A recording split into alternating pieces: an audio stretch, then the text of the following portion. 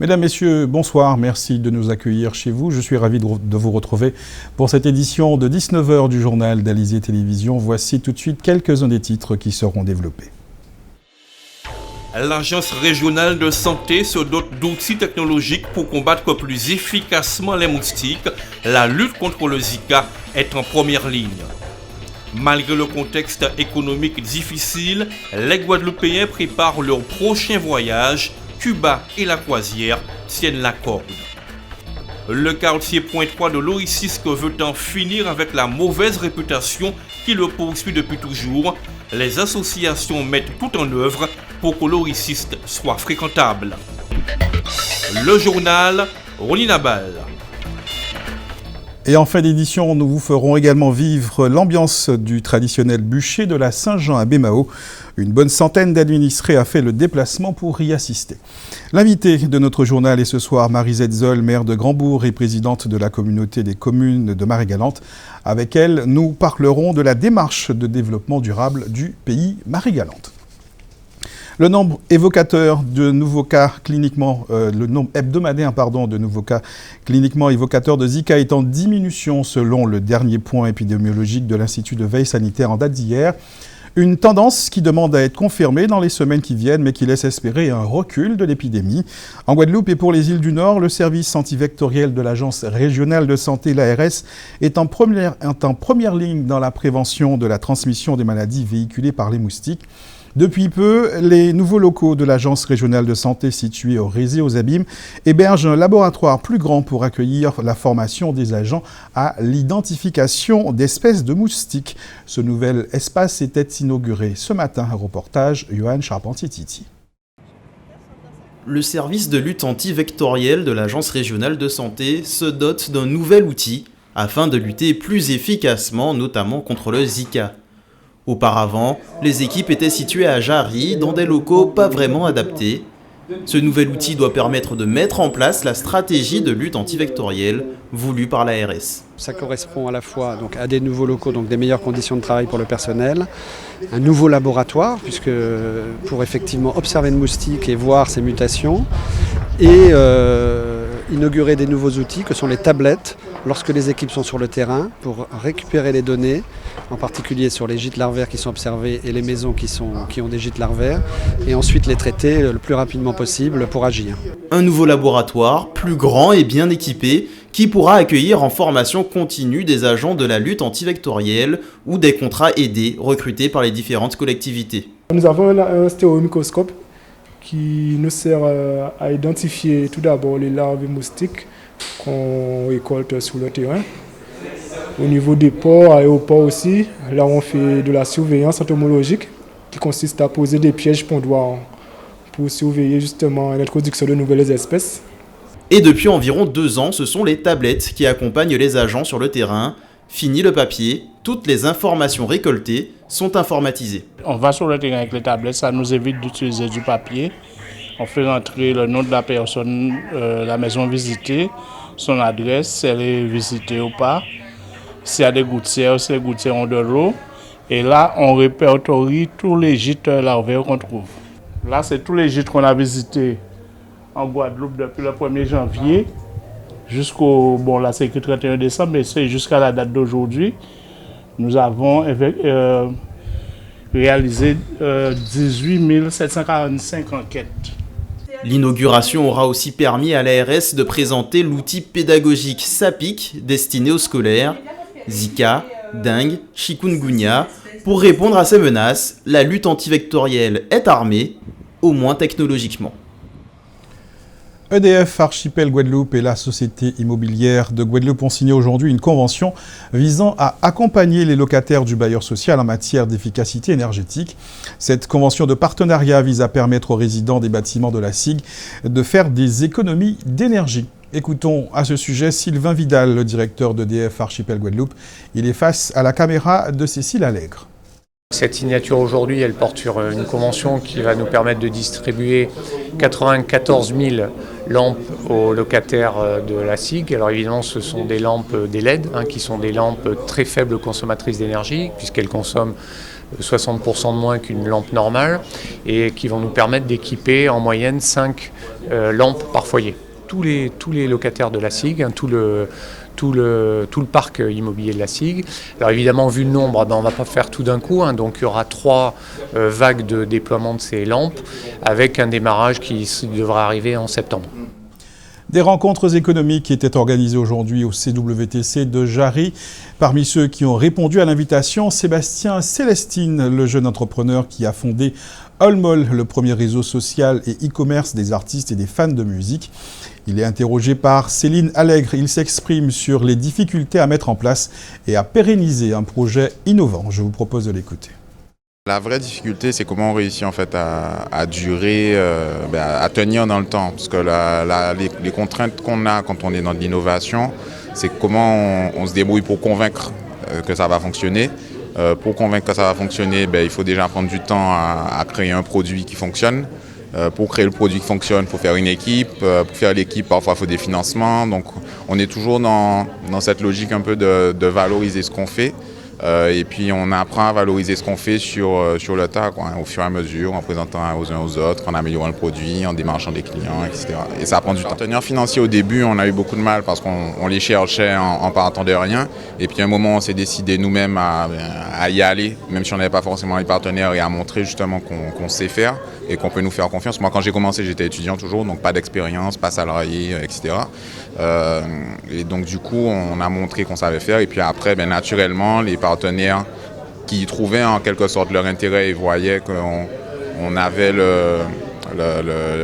au final l'expérience et l'expertise pour pouvoir réaliser ça, nous ont suivis.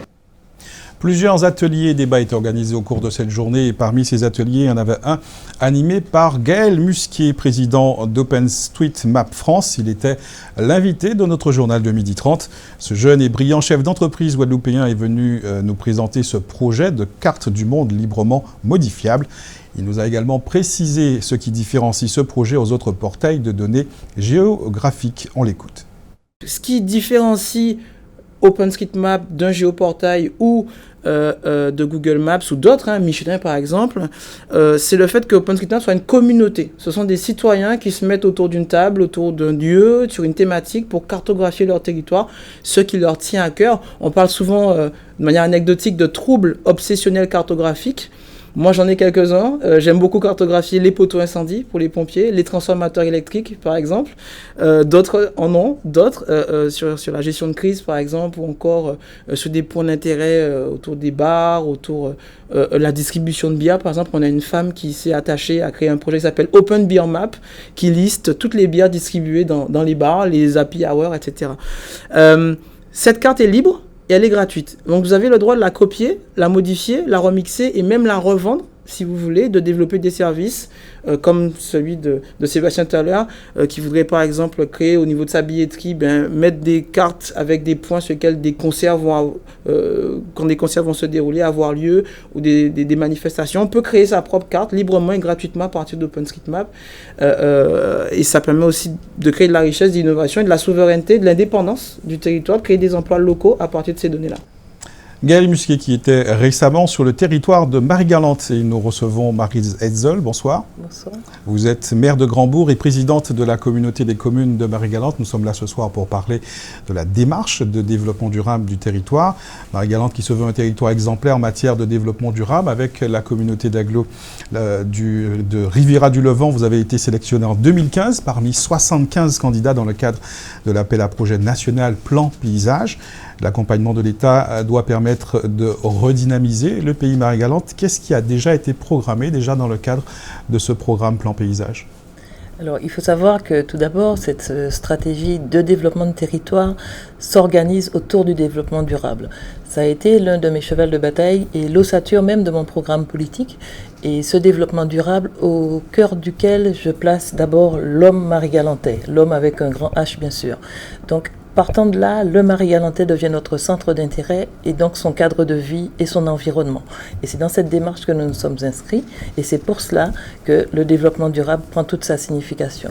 Nous nous sommes pour cela donné les moyens, donc répondu aux appels à projets. Nous avons eu le bonheur d'être sélectionnés pour Plan Paysage, mais pas que pour ça. Nous avons aussi été sélectionnés pour un autre appel à projet du ministère de l'Environnement. Du ministère de l'Environnement et de l'Écologie.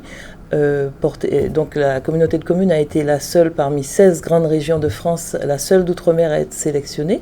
Et donc à ce titre-là, nous avons posé le cadre et maintenant nous nous sommes adossés sur des expertises. Nous sommes pour cela accompagnés nous avons fait venir à Marie-Galante le sommet européen de l'énergie pour poser le cadre justement de toutes ces énergies renouvelables. Et c'est ainsi que le directeur général de l'énergie de la Commission européenne, M. Ristori, a été dédié à Marie-Galante pour accompagner Marie-Galante dans la démarche de prise en charge de toute cette problématique de développement durable du point de vue de l'énergie. Justement, dans le cadre de cet appel à projet du ministère de l'Environnement, vous avez présenté le projet Marie-Galante, l'île du tourisme durable. Parmi donc les objectifs, devenir un territoire autonome pour la gestion des ressources énergétiques, passer au 100% renouvelable. Quelle échéance vous donnez-vous pour cet objectif et quels moyens ?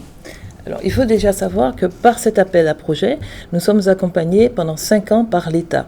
Nous avons la chance d'être accompagnés aussi par l'Europe et c'est pour cela que le 22 mai, il y a eu ce sommet européen de l'énergie. Le 22 avril, le 13 mai, nous avons fait une grande réunion avec tout le monde agricole, tous les experts de l'agriculture de Guadeloupe, de France et de l'Europe, puisqu'il y avait pour nous accompagner M. Patrice Bayeux, qui est un expert auprès de la Commission européenne dédié à Marie-Galante dans l'accompagnement de sa politique agricole. Donc vous voyez que nous mettons en place tout le cadre nécessaire à la réalisation de notre ambition pour ce territoire Marie-Galante. Sur quel calendrier ? Déjà dans les 4 ans à venir, commencer. Vous savez bien que nous n'avons pas de baguette magique, quelle que soit notre ambition et notre foi en nous-mêmes. Nous allons en tout cas avancer sereinement, mais avec détermination pour construire ce pays Marie-Galante. Ça ne se fera pas en 4 ans, c'est certain, mais nous posons déjà les bases, le cadre, et nous avançons accompagnés d'experts de qualité, de sommités de l'Europe, de France et de Guadeloupe, pour nous accompagner à réussir ce beau challenge. Alors, demain, vous invitez la population à la première projection gratuite du film Demain, justement, de Cyril Dion et Mélanie Laurent. Quelques mots sur ce film ? Alors, ce film, comme vous le savez, est un film documentaire qui a eu le César pour l'année 2016, qui justement présente les possibilités pour demain, que demain soit meilleur pour nous et pour toute la planète. Puisque vous savez qu'à l'horizon 2100, si nous ne réagissons pas, si nous ne faisons rien, nous courons à la catastrophe. Donc, tous les territoires, c'est le sujet de la COP21, sont appelés à se ressaisir pour éviter justement cette catastrophe. Et demain nous propose des solutions qui existent ailleurs, qui existent de par le monde. Et je voudrais justement inviter toute la population de Marie-Galante et de Guadeloupe, puisqu'il n'est pas passé en Guadeloupe encore, en tout cas de façon gratuite à disposition de tous, puisque je crois qu'il est passé au Lamentin, un cinéma. Bon, en tout cas pour Marie-Galante, je l'offre gratuitement à toute la population marie-galantaise et je les invite à y venir pour vraiment comprendre et prendre le pouls de la problématique. Et ce film, cette projection sera suivie d'un débat. Voilà. Le film est en introduction au débat, puisque l'idée, c'est de se servir de ce support-là pour initier le débat avec la population. Qu'est-ce que vous attendez des échanges ? Alors, moi, j'ai pour habitude, en tant que femme politique, d'aller toujours à la rencontre de ma population, puisque je tiens des réunions de section régulièrement, 2 fois par an, de section en section, pour bien prendre le pouls et bien expliquer ma démarche. Donc, dans le même fil, dans le droit fil de ma façon de faire, nous avons décidé d'offrir ce lieu d'échange à la population pour que, habitués qu'ils sont à échanger avec nous, qu'autour du thème du développement durable, nous puissions échanger sur le support qu'est le film. Cela nous permettra d'entendre, de comprendre notre population et après d'adapter notre vision à leurs attentes et à leur vision. Est-ce que vous avez l'impression que la population de Marie-Galante est impliquée dans cette démarche qui est impulsée par les élus marie-galantais ? En tout cas, oui, puisque justement, ils ont quand même prouvé qu'ils y adhéraient, puisque ça a été le support de ma campagne, et j'ai été élu, je vous le rappelle, à 85%. Ça prouve donc qu'ils adhèrent à mon projet, au projet que l'équipe municipale que je conduisais portait. Donc maintenant, ce projet leur a été présenté. Charge à nous de le décliner en actions concrètes, ce que nous avons commencé à faire par ce sommet de l'énergie, par cette rencontre avec le monde agricole, par d'autres rencontres qui suivront, et pour mettre en place justement ce projet et le décliner en actions concrètes. Au quotidien, comment le Marie-Galantais vit cette démarche, comment il intègre cette démarche dans son quotidien, cette démarche de développement durable? Alors, il faut savoir déjà que nous avons, avec le plan paysage, des actions que nous allons mettre en place, puisque nous allons réhabiliter tous les points des postes volontaires. Au niveau des déchets, nous avons mis en place, puisque la déchetterie n'était ouverte que le matin, maintenant elle est ouverte toute la journée, jusqu'au dimanche midi. Ce sont des actions que nous allons faire dans les écoles, par le biais du plan paysage. Le film sera projeté, il faut le savoir, à la rentrée de septembre, dans toutes les écoles de Marie-Galante. Donc, les partenaires de la production de ce film seront là avec nous demain pour déjà enclencher le dialogue, et après ils dédieront un acteur, enfin quelqu'un de cette production qui viendra pour avoir ce dialogue singulier avec les classes dans les écoles. Donc vous savez bien que le changement ne passera que par les enfants. Moi je ne crois pas que ce sont les adultes qui vont changer les habitudes de 50 ans, 60 ans, mais par contre les enfants sauront dire aux parents non, on fait comme ça, et donc ce changement, ce sont les enfants qui le porteront, ce sont la jeunesse de ce pays qui est notre espoir pour demain. Donc je mise beaucoup sur eux, je mise sur toute cette jeunesse dynamique qui aura compris et qui n'a pas encore de trop mauvaises habitudes. Donc je pense qu'avec eux, nous saurons reconstruire, en tout cas construire Marie-Galante comme nous l'attendons. Marie-Galante, donc, dans une démarche de développement durable depuis un certain temps. Rendez-vous demain soir, c'est à Grand-Bourg. Demain soir, 19h, place du marché, après la messe. Et, la séance est gratuite, les chaises seront là, nous sommes de façon très conviviale, comme d'habitude. Mais j'invite vraiment toute la population à venir parce qu'ils sont acteurs de leur devenir. Et pas uniquement les habitants de Marie-Galante, c'est peut-être aussi une idée de week-end à faire Tout à fait. À Marie-Galante. Merci beaucoup, Madame Metzger. Je rappelle que vous êtes maire de Grand-Bourg et également présidente de la communauté des communes de Marie-Galante. Merci d'avoir accepté notre invitation. Merci à vous. On poursuit avec notre rendez-vous dans la grande région. En Colombie, un accord historique a été signé entre les FARC et le gouvernement de Juan Manuel Santos. Mais parlons également des Anglais qui ont préféré le Brexit. Quelles conséquences pour les pays de la région? Réponse dans votre rendez-vous Caraïbes. La décision des électeurs britanniques de se retirer de l'Union européenne a des conséquences majeures pour la Caraïbe. Après le vote sans appel de 52% en faveur de la sortie de l'Europe, les experts du monde entier tentent d'imaginer les conséquences de ce résultat pour les relations du Royaume-Uni avec les autres pays du monde et singulièrement avec ceux de la Caraïbe. D'abord, il s'agira pour le Royaume-Uni de décider si elle rejoindra l'Union douanière européenne qui détermine le tarif extérieur commun de l'Europe et la politique commerciale extérieure commune. Mais le camp du Brexit penche plutôt pour que le Royaume-Uni exploite sa propre politique commerciale extérieure. Dans ce dernier cas, la Grande-Bretagne devrait négocier à nouveau une partie ou l'ensemble des accords commerciaux internationaux dont elle a été co-signataire aux côtés des autres États de l'Union européenne. Cela comprend notamment le CARIFORUM, l'accord de partenariat économique et les accords d'association avec l'Amérique centrale et du Sud. Ce processus pourrait potentiellement modifier les niveaux des fonds européens alloués à la région. La Caraïbe anglophone est donc suspendue aux prochaines décisions du gouvernement britannique.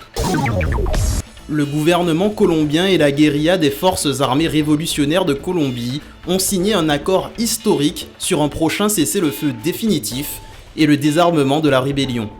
Cet accord ne comporte pas de date précise mais doit entrer en vigueur à partir de la signature prochaine d'un accord de paix après 52 ans de conflit. L'accord a été signé lors d'une cérémonie dans la capitale cubaine où se tiennent depuis 2012 les négociations de paix, en présence du président colombien Juan Manuel Santos, du chef suprême des FARC Timo León Jiménez, de plusieurs chefs d'État et de Ban Ki-moon, le secrétaire général de l'ONU. Aujourd'hui est un jour historique pour la Colombie, s'est félicité le président colombien, précisant que l'accord final de paix sera signé dans le pays. La guerre est ouverte entre laboratoires américains et français. Il y a quelque temps, un grand groupe américain annonçait les essais de vaccins contre le Zika et la dengue sur les humains. Aujourd'hui, ce sont des chercheurs de l'Institut Pasteur et du CNRS qui annoncent être en passe de trouver un vaccin contre ces deux mêmes virus. L'an dernier, ces scientifiques avaient découvert des anticorps capables de bloquer les 4 formes de virus de la dengue. Aujourd'hui, ils rapportent avoir identifié 2 de ces anticorps qui possèdent également la capacité de neutraliser in vitro le virus. De bonnes nouvelles donc pour les régions tropicales fortement touchées. Les voyages ont toujours la cote et malgré la crise, les Guadeloupéens s'organisent pour profiter des grandes vacances pour un grand changement d'air. Si les rapprochements familiaux les poussent encore beaucoup vers l'Hexagone, les destinations comme Cuba ou les pays asiatiques sont de plus en plus prisées. Éric Pommier a poussé les portes d'une agence de voyage de la place. 32% des Français déclarent ne pas partir en vacances cette année. Pas concevable pour les Guadeloupéens qui, eux, ont décidé de ne plus faire l'impasse sur les voyages. Comment comprendre cette envie de passer les frontières? Dans cette agence, on présente l'année 2014 comme l'année de tous les records, où les Guadeloupéens ont affiché un vif intérêt à partir prendre l'air, intérêt qui ne s'est pas essoufflé au cours des voyages. Aujourd'hui, c'est vécu comme une nécessité. Un besoin d'évasion pour du bien-être, du repos et se retrouver aussi en famille. C'est vrai qu'aujourd'hui on a des rythmes de vie, quelle que soit la profession, qui sont des rythmes assez soutenus. Donc c'est le moment de se retrouver en famille, de profiter, de se détendre et puis d'avoir des images plein la tête. Le facteur déterminant est le coût. Les prix sont de plus en plus abordables. Le principe du low cost ou du all inclusive est vendu à toutes les sauces. C'est désormais la tout séduction. D'où le choix et l'ouverture de destinations jusque-là jamais explorées. À cela, la vague des croisières, nouveau produit d'appel. Les Guadeloupéens et les voyages par la mer ou par la voie aérienne font donc désormais bon ménage et ils ont le choix. Capitaliser sur une destination n'est plus le fruit du hasard. Les Guadeloupéens sont devenus des experts. Le Guadeloupéen est un grand voyageur. Il aime et c'est un connaisseur. Aujourd'hui, c'est vrai qu'on a suffisamment de dessertes au départ de Pointe-à-Pitre. Qui donne un choix aux Guadeloupéens et de plus en plus, effectivement, ils visitent et de plus en plus loin. Il y a les incontournables. Paris, par exemple, reste une priorité. Plus cher, bien que plus abordable aujourd'hui, le Canada et les États-Unis figurent au haut de l'échiquier des destinations prisées. Et tout récent dans la palette de choix, il y a la destination Cuba. Cuba, c'est l'authenticité. Je dirais pas que nous, on a perdu ça, mais c'est vrai que c'est une carte postale, c'est les vieilles voitures, c'est l'architecture d'origine. Donc c'est vrai qu'on est un petit peu à la recherche de ce genre de paysage et aussi à la recherche de la culture, de l'authenticité. Donc c'est vrai que c'est le produit idéal pour ça. Et je pense que les gens s'y précipitent parce qu'on ne sait pas ce qui peut se passer. Dans 5 ans, ça peut être complètement différent. Les voyageurs ont grandi et, armés d'une simple connexion Internet, se passent de plus en plus des services des tours opérateurs pour composer eux-mêmes leurs vacances, même pour les départs à l'étranger. Le net est devenu plus qu'un catalogue géant. Les Guadeloupéens y trouvent leur bonheur pour s'évader. Voyager, quoi qu'il en soit, est vital. Ça me permet de voir d'autres choses, de découvrir d'autres cultures et tout. Donc c'est intéressant. Voyager, ça se prépare si tant est que la destination est à des milliers de kilomètres, parfois 1 an à l'avance. Pour ces vacancières réunionnaises en Guadeloupe depuis peu, le budget peut avoisiner les 5 000 €. Les vacances, dans notre cas, ça a été un peu précipité, mais on se projetait quand même. C'est une île comme la Réunion, donc voilà, on n'avait pas beaucoup de... On a vu des photos, on avait envie de venir. Voilà, on a vu des photos, on a regardé un peu les sites, et puis voilà. C'est important pour vous de voyager ? Ah oui, c'est très important. Les voyages, c'est l'ouverture d'esprit, c'est des rencontres, c'est... découvrir des cultures. Oui, l'histoire, il n'y a rien de tel en tout cas pour s'ouvrir au monde. A contrario, il y a les indécis. Ils font partie des voyageurs classés dans la catégorie clients dernière minute. En fait, aujourd'hui, est-ce que c'est lié peut-être à la conjoncture? Beaucoup de gens attendent la dernière minute, peut-être aussi en se disant qu'ils vont profiter des promotions pour choisir la destination ou le mode de voyage. Donc c'est vrai qu'aujourd'hui, on a pas mal de dernières minutes et nous, en agence de voyage, on est là pour proposer effectivement les bons produits au meilleur rapport qualité-prix. Le dépaysement a pris bas à la côte et sa clientèle. Les Guadeloupéens choisissent ainsi Saint-Martin ou Antigua, voire Curaçao. Mais c'est la croisière qui fait figure de grand séducteur aux yeux des Guadeloupéens, puisqu'une étude récente révèle que la pénétration de la croisière n'est pas prête de baisser, puisqu'en Guadeloupe comme en Martinique, près de 8 personnes sur 10 envisagent de partir en croisière dans le futur. Je vous emmène en voyage, mais pas très loin, à Lorissisque, à Pointe-à-Pitre. Ce quartier populaire est né en 1962 au pied du morne Lorette où vivait M. Lorissisque. Après avoir acheté une parcelle à son propriétaire, la ville de Pointe-à-Pitre y a implanté des cases. Le quartier se développe et s'y agrège une église, des établissements scolaires, un port de pêche et un village de pêcheurs. Ce quartier d'où sont originaires certains artistes comme Missier Gégé ou encore Ridla est en fait ce week-end. Lorissisque se raconte. Cécile Allègre nous en fait l'écho. Intégrer les jeunes pour leur transmettre des valeurs. Voilà ce que le mouvement des associations de Lorissisque a mis en place. Un week-end particulièrement marquant pour les habitants du quartier, puisqu'il a permis de montrer qu'ils forment une grande famille, capable de se retrouver pour faire la fête, mais aussi très actifs dans le milieu associatif. On est en face du boulevard de l'amitié des peuples de la Caraïbe. C'est une merveille avec un parcours sportif. Tous les soirs, les gens viennent faire du sport. Il y a la rénovation urbaine, il y a juste à regarder autour de nous, tout est en mutation. Les gens sont sympas. Le collège Front de Mer a été un partenaire actif de cet événement. Les élèves de SECPA ont ainsi réalisé des dessins sur l'évolution historique de ce territoire. Un investissement qui leur a donné les moyens de mieux comprendre les aménagements, mais surtout qui leur a offert la possibilité de nouer des liens avec la génération précédente, témoin des changements. C'est important puisqu'en fait leur établissement scolaire se situe dans le quartier. Et c'est eux qui vont faire plus ou moins la réputation de l'établissement. Donc c'est important pour nous qu'ils connaissent l'histoire du quartier, qu'ils se l'approprient et qu'ils aient envie d'agir pour ce quartier. L'avenir de ce quartier reste pourtant à écrire. Les jeunes souhaiteraient pouvoir obtenir un lieu pour se réunir. Convivialité ou partage, il semblerait que les traditions se perpétuent chez les plus jeunes. Alors pour l'avenir de ce quartier, une vraie maison de quartier, de façon à ce que les jeunes puissent y trouver leur place. C'est-à-dire que plutôt que de rester par exemple au bas des escaliers ou dans des quartiers à ne rien faire, qu'ils trouvent vraiment une occupation, une activité saine au milieu de cette maison de quartier. Les acteurs associatifs ont une motivation sans limite pour faire bouger toutes les catégories d'âge. Une détermination qui leur permet aujourd'hui de proposer une véritable offre sportive et culturelle. Toute association se doit un devoir de proximité. Donc forcément, si on a le siège à Lorissisque, on se doit de faire bouger la jeunesse de Lorissisque, même les moins jeunes, de leur faire découvrir notre passion et de les faire sortir de leurs appartements ou de leur maison pour aller faire du sport, se dépenser, prendre du plaisir. Les générations plus anciennes vouent un amour sans limite à cet endroit qui les a souvent vus grandir. Entre nostalgie et attachement, ils ne lésinent pas sur les compliments. C'est un quartier qu'on est sort. Vous voyez, l'état du quartier, c'est le plus beau quartier de Pointe-à-Pitre. Malgré les critiques, Lorissisque est aujourd'hui un quartier vivant et agréable qui ne demande qu'à le faire savoir. C'est la fête de la Saint-Jean-Baptiste et ce 24 juin est jour de fête nationale au Québec. Mais point besoin d'aller aussi loin pour profiter des concerts, des feux d'artifice et surtout des feux de joie qui caractérisent cette fête à l'origine païenne liée au culte du soleil. Il suffit de se rendre à Bémao où, comme chaque année, la commune organise son bûcher de la Saint-Jean. Cette fois, c'est à Hélène Polifonte que revenait de recevoir la couronne de la Saint-Jean sous les yeux de son prédécesseur Harry Chalus. Ambiance avec Johan Charpentier-Titi.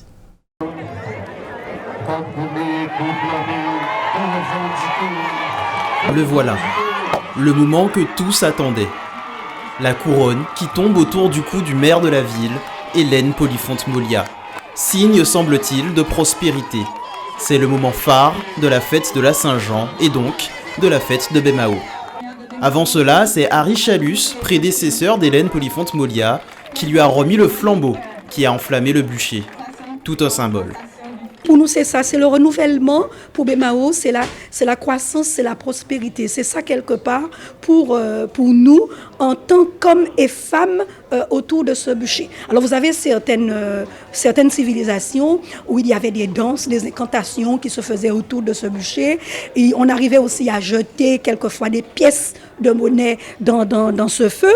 Et vous avez aussi également, dans certaines civilisations, dit-on également qu'on récupérait les cendres, bien entendu. Et puis, je ne sais pas ce que devenaient ces cendres. Ne me demandez pas et ne me demandez pas non plus ce que deviendra ma couronne. Si la célébration est entourée d'un certain nombre d'aspects mystiques, la Saint-Jean, c'est d'abord une fête païenne, célébrée un peu partout en Europe ou en Égypte, depuis l'époque de l'Empire romain, avant de devenir une fête chrétienne. C'est vrai que c'est une fête qui a été récupérée par la chrétienté et qui depuis est une fête christianisée, qui rappelle un petit peu la vie de Saint Jean, qui était le cousin de Jésus et qui est venu apporter le renouveau, qui est venu apporter le baptême. Et à travers ce baptême, il y avait donc de nouveaux chrétiens et donc là aussi c'était la moisson. Pour les Bémaotiens, il s'agit d'un événement incontournable et la foule qui s'est emparée du maire aux tombées de la couronne en est bien la preuve. C'est une institution à Bémao. Ce n'est pas d'aujourd'hui que nous fêtons, que nous allumons le bûcher de la fête et que le maire est vraiment à l'honneur. Et je ne sais pas si vous avez constaté comment les gens étaient heureux quand Madame le maire a reçu reçu du feu, son collier rouge. C'était magnifique. Et petit conseil. Donc ce soir, si vous avez quelque chose à planter, c'est le bon moment. Quand vous plantez à la Saint-Jean, normalement, ça pousse. On l'aura compris, si l'histoire ne dit pas que la couronne autour du cou assure une année pleine de réussite, la croyance, quant à elle, est sans équivoque. C'est en effet aussi un moment propice pour planter et de surcroît, la météo va vous y aider puisque sur la plupart des communes de Guadeloupe, des averses sont attendues. Celles du centre devraient être épargnées en milieu de nuit. Les averses risquent de se concentrer sur le sud de la Guadeloupe et le sud-est de la Grande Terre. Pour ce qui est de la qualité de l'air s'est fortement dégradée cet après-midi et l'indice Atmo est monté à 7 demain. Nouvelle dégradation prévue avec un indice de 8 pour une mauvaise qualité de l'air. Nous serons au niveau d'alerte orange. Dans un instant, la Minute Sport d'Éric Pommier, suivie de l'actualité nationale et internationale. Après la météo et l'agenda, vous avez rendez-vous avec Jean-Luc Icard pour l'émission Télescopie. Ce soir, il reçoit Harry Chalus, le président de Région, évoquera notamment les résultats de l'audit commandé en début de son mandat. Je vous souhaite de passer une excellente soirée sur Alizé Télévision. On se donne rendez-vous demain 12h30 pour un nouveau point sur l'actualité locale et régionale.